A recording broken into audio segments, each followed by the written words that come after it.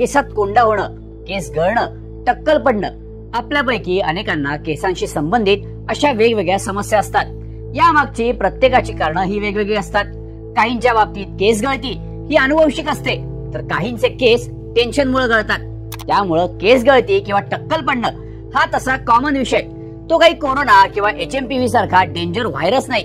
पण बुलढाण्यात सध्या केस गळतीचा विचित्र असा टक्कल व्हायरस आल्याची चर्चा होते. बुलढाणा जिल्ह्यातल्या शेगाव तालुक्यातील काही गावांमध्ये अनेकांना अचानक टक्कल पडायला सुरुवात झालीय. लहान मुलांपासून ते म्हाताऱ्या माणसांपर्यंत सगळ्यांनाच टक्कल पडतंय. यामध्ये महिलांचं प्रमाण जास्त असल्याचं सांगितलं जात आहे. त्यामुळं संपूर्ण बुलढाण्यात आश्चर्य आणि भीती व्यक्त केली जाते. बुलढाण्यातल्या या गावांमध्ये टक्कल पडण्याचा हा गंभीर रोग आल्याचं स्थानिकांचं मत आहे. या मागची वेगवेगळी कारणं ही सांगितली जात आहेत. हे सगळं प्रकरण नक्की आहे काय? बुलढाण्यात सगळ्यांना एकाच वेळी टक्कल का पडतंय? यावर तज्ञांचं मत काय? त्याची लक्षणं काय? याच सगळ्याची माहिती या व्हिडिओ मधून जाणून घेऊयात. बुलढाणा जिल्ह्यातल्या शेगाव तालुक्यातील बोंडगाव हे गाव 10-12 दिवसांपूर्वी या गावातल्या विनायक इलामे यांच्या पत्नी आणि 2 मुलींच्या डोक्यात अचानक खाज यायला सुरुवात झाली. त्यानंतर 2 दिवसांनी त्यांच्या हातात केसांचे पुंजकेच्या पुंजके यायला लागले. त्यामुळे घाबरलेल्या इलामे यांनी जिल्ह्यातल्या खासगी डॉक्टरांच्या दवाखान्यात धाव घेतली. डॉक्टरांनी इलामे यांच्या पत्नी आणि मुलींची तपासणी केल्यानंतर शॅम्पूमुळे इन्फेक्शन झाल्याचं त्यांना सांगण्यात आलं. डॉक्टरांनी इलामे यांना औषधं आणि केसांना लावण्यासाठी काही लोशन दिली, पण त्याचा कोणताही फरक पडत नव्हता. 2-3 दिवसांनी इलामे यांच्या शेजाऱ्यांनाही सारखाच त्रास सुरू झाला. त्यानंतर गावातल्या इतरही काही लोकांना अचानक टक्कल पडत असल्याचं समोर आलं. आता डॉक्टरांनी सांगितल्याप्रमाणे शॅम्पूच्या इन्फेक्शनमुळे हा त्रास होत असला तरी गावातील सगळेच लोक एकाच प्रकारचा शॅम्पू वापरणं शक्य नाही.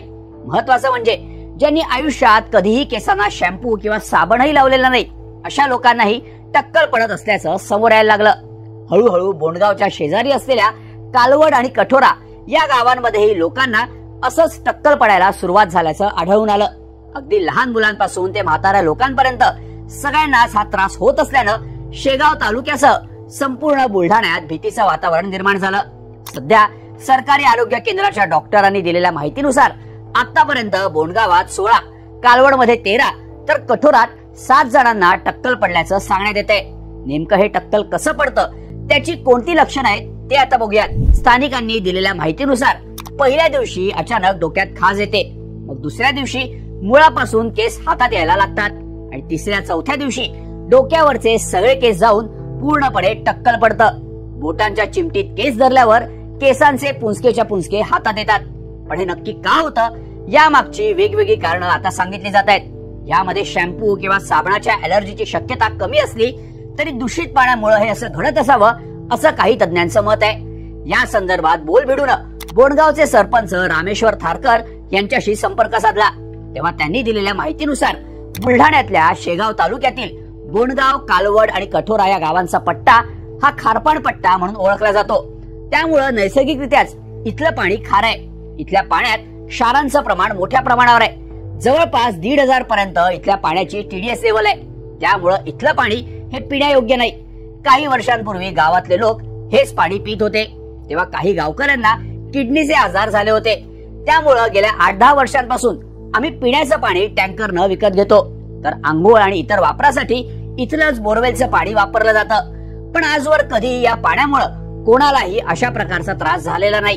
त्यामुळे आत्ताच हे असं होण्यामागची नेमकी कारणं काय असू शकतात याचा शोध घेणं गरजेचं असल्याचं थारकर यांनी सांगितलं. थारकरांनी या संदर्भात जिल्हा आरोग्य अधिकाऱ्यांना पत्र लिहून यात लक्ष घालण्याची विनंती केली होती.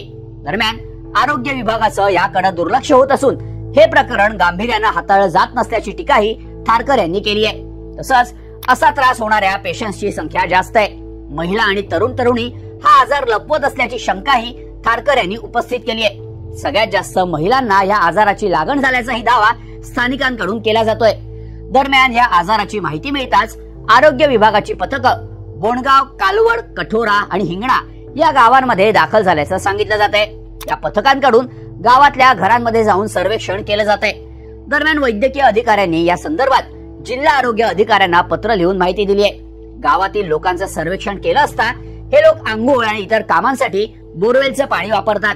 हे पाणी दूषित झाल्याची शक्यता असल्यामुळे गावात केस गळतीच्या रुग्णांची संख्या वाढत चालल्याचा अंदाज वैद्यकीय अधिकाऱ्यांकडून वर्तवण्यात आलाय। दरम्यान गावकरी वापरत असलेल्या पाण्याचे सॅम्पल्स गोळा करून ते शेगावला तपासणीसाठी पाठवण्यात आले। तसंच या रुग्णांवर प्राथमिक उपचार करण्यात आले असून याबाबतचा अहवाल जिल्हा आरोग्य अधिकाऱ्यांना पाठवण्यात आल्याची माहिती वैद्यकीय अधिकाऱ्यांकडून देण्यात आली आहे।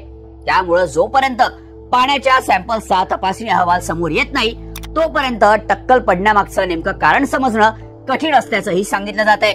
तसंच रुग्णांच्या रक्ताचे सॅम्पल्स घेऊन त्यांची तपासणी करण्याची मागणीही गावातील स्थानिकांकडून करण्यात आली आहे, जेणेकरून हा व्हायरस नक्की आहे काय, तो संसर्गजन्य आहे का, त्यानं माणसांच्या जीवाला काही धोका आहे का हे शोधण्याची गरज असल्याचं सरपंच थारकर यांचं म्हणणं आहे। पाण्याच्या सॅम्पल्सचा तपासणी अहवाल 2 ते 3 दिवसात हाती येईल असं सांगितलं जात आहे।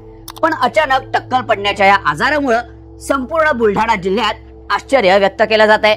गावाच्या आजूबाजूला पाणी दूषित होण्यासाठी कोणतेही उद्योगधंदेही सुरू नाहीत, त्यामुळे तिथून पाण्यात केमिकल मिसळण्याची शक्यताही कमी आहे। त्यामुळे या आजारामागचं नक्की कारण कोणतं हे पाहणं आता महत्वाचं असणार आहे। तुम्हाला या सगळ्याबद्दल काय वाटतं? हा खरंच टक्कल व्हायरस आहे का, की दूषित पाण्यामुळे बुलढाण्यातील शेगाव तालुक्यातल्या गावकऱ्यांना टक्कल पडतंय?